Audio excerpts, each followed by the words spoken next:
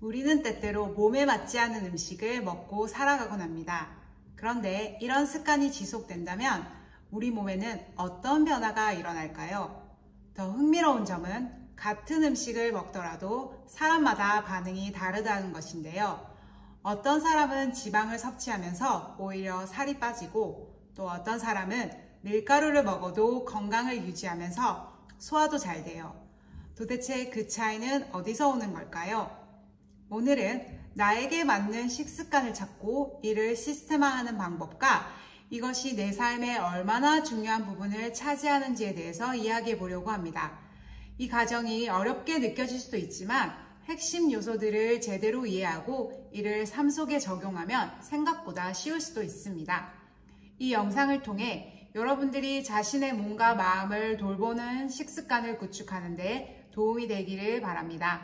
함께 건강한 삶을 만들어갔으면 좋겠습니다. 오늘은 세계적인 팟캐스터 틴 페리스가 세계 최정상급 성공자들 200여 명의 루틴과 습관을 분석해 정리한 책 타이탄의 도구들과 또 다른 책 저자 스캇 애덤스 목표가 아닌 시스템을 만들어야 한다는 핵심 가치를 담은 더 시스템이라는 책 2권을 가지고 이야기를 나눠보도록 하겠습니다. 타이탄의 도구들에서는 성공한 사람들이 실천한 습관 중 하나가 저탄고지 식단인데요. 이 식단의 기본 원칙은 탄수화물을 하루 전체 섭취량의 5에서 10% 정도만 섭취하고 지방을 에너지원으로 사용하는 식사법입니다. 밥, 빵, 면과 같은 탄수화물을 줄이는 대신 아보카도, 올리브유, 견과류 같은 건강한 지방을 충분히 섭취하는 방식인데요. 단백질은 가하지 않게 적당히 섭취하여 근육을 유지하고 하루 중 16시간 공복 상태를 유지하는 간헐적 단식과 함께하면 더 좋은 효과를 볼 수 있다고 합니다. 이 식단의 장점은 뇌가 더 맑아지고 집중력이 향상된다고 하고요. 그리고 16시간의 공복 상태를 유지하면 인슐린의 수치가 낮게 유지되면서 몸은 저장된 지방을 태우는 케토시스 상태로 들어가게 됩니다. 결과적으로 체지방은 줄고 혈당 스파이크 없이 안정적인 에너지 상태를 유지할 수 있어서 몸이 훨씬 가볍고 건강해진다고 합니다. 그러나 모든 사람들에게 똑같이 적용되진 않고요. 책에서도 자신에게 맞는 도구를 직접 실험해서 꼭 찾으라는 말이 나오는데 어떤 사람은 간헐적 단식과 저탄고지가 맞고요. 어떤 사람은 글루텐 프리 식단, 비건 식단이 더 잘 맞는 것처럼요. 그래서 이 책은 정답을 알려주는 것이 아니라 삶을 실험실처럼 다루는 사고방식을 강조하고 있습니다.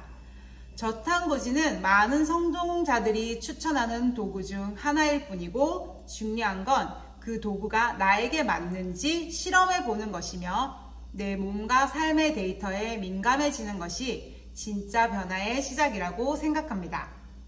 저도 이 책을 읽고요. 하루 16시간 공복을 유지하면서 탄수화물 섭취를 줄이고 단백질과 지방으로 구성된 식단을 일주일간 하면서 4kg의 감량에 성공한 적이 있는데요. 저탄고지 식단 레시피는 아래 링크로 공유해 둘 테니까 참고하셔서 만들어 보셔도 좋을 것 같아요. 자, 그럼 여기서 또 한 가지 궁금해지는 사실이 있는데요. 살을 빼고 싶어서 저탄고지 식단을 저처럼 시도해보고 싶은데 혹시 밀가루를 먹으면 소화불량, 피부 알러지 같은 증상이 있다면 어떻게 먹어야 할지 고민이 되시죠? 저탄고지는 원래 밀가루 같은 정제 탄수화물을 줄이는 식단이라 살을 빼기에도 좋고 내 몸의 소화나 피부 건강에도 많은 도움이 되기 때문에 꼭 추천을 드리고 싶은데요. 그래서 밀가루 대신 글루텐 프리 쌀가루, 아몬드가루, 코코넛가루 등으로 대체하시고 가공식품인 경우에는 글루텐이 포함된 식품인지 성분표를 꼭 확인해 주시면 좋아요. 국물, 양념장, 소스, 특히 간장이나 샐러드 드레싱에는 글루텐이 포함된 경우가 많으니까 꼭 확인하시고 구입해 주시면 좋을 것 같아요. 간식으로는 견과류, 치즈, 글루텐 프리, 저당, 저탄수화물, 쿠키 정도면 좋을 것 같아요. 몸과 마음이 건강해지기 위해 지금 여러분들은 삶에 어떤 도구를 쓰고 있으신가요? 이 책을 통해 여러분들만의 도구를 구축해 보시고 실천해 보시면 좋을 것 같아요. 또 다른 책, 더 시스템에서도 많은 사람들이 올해는 꼭 살을 뺄 거야. 이번 달에는 탄수화물 끊고 운동 시작할 거야. 하지만 저자는 목표가 아닌 시스템을 만들어야 성공할 수 있다고 강조하고 있는데요. 왜냐하면 목표는 일회성 행동이지만 시스템은 반복 가능한 환경이기 때문이에요. 다이어트든 글루텐 프리 식단이든 잠깐 하는 것이 아니라 지속 가능한 루틴을 만드는 게 진짜 변화가 시작되는 길이라고 생각합니다. 5kg 감량이라는 목표보다는 매일 어떤 방식으로 먹고 움직이고 회복할지를 루틴화하는 것이 진짜 변화라는 거죠. 이 책에서 또 다른 중요한 핵심은 당신이 오늘 먹은 음식이 바로 당신의 기분이다 라고 했는데 먹는 음식이 얼마나 우리 뇌와 장내 환경, 염증 수치에 직접적인 영향을 줄 수 있는지에 대해 고스란히 느껴지는 그런 강력한 메시지인 것 같아요.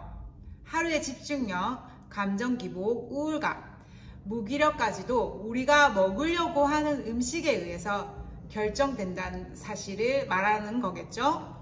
이 책에서 말하는 일회성이 아닌 예를 들면 내가 밀가루 음식만 먹으면 소화가 안 되거나 피부 발진으로 몸이 가렵다면 어떻게 그 음식을 피하면서 시스템화할 수 있을까요?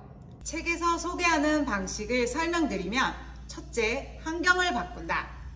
가장 쉬운 방법은 밀가루 음식을 집에 두지 않는 것부터 시작해 보시면 될 것 같아요. 눈에 보이는 것을 먹는다라는 말이 있듯이 냉장고와 찬장에서 밀가루 제품을 정리해 보시는 겁니다.